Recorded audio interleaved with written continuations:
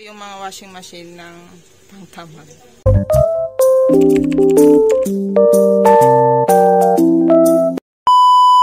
So ayan guys, meron kaming bagong washing machine na binili.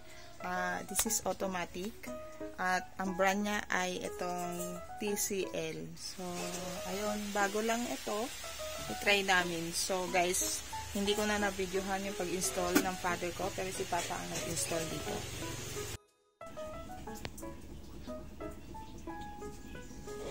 Ganito siya guys. Ayan. So, ang time niya na ngayon ay magbabanlaw na siya. So, ayan. Yan yung natapos niya na labhan kanina. Ayan. Actually, kagigising ko lang. Ay, hindi naman nagising. Nung nilagay ko siya, iniwan lang namin dahil nga nakaset ito sa time. Then, bumaon ako. Ayun. Nagsampay na lang ako.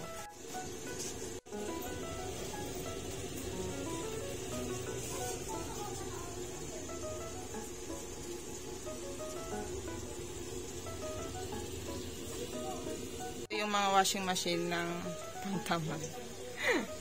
Yung pag tinatamad ka na ganun, pero kailangan mo at wala ka ng damit, ayan, bumili ka ng ganito. So nabili namin to guys, mura lang. Naka-sale siya, kaya nag-grab na namin. At ayun, process ng pagbabanlaw, naglalagay na naman ulit siya ng tubig.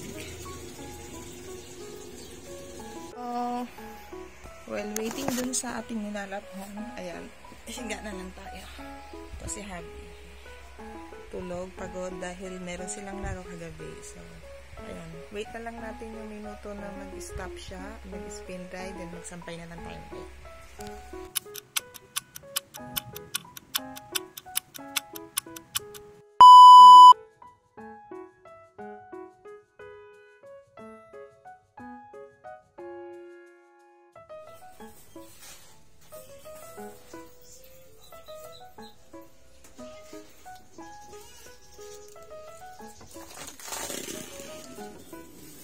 Alam mo na kung paano yan? Yes.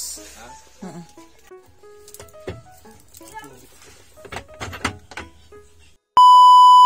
So, ayan, tapos na. Binalikan ko na siya. So, tara, magsampay na tayo.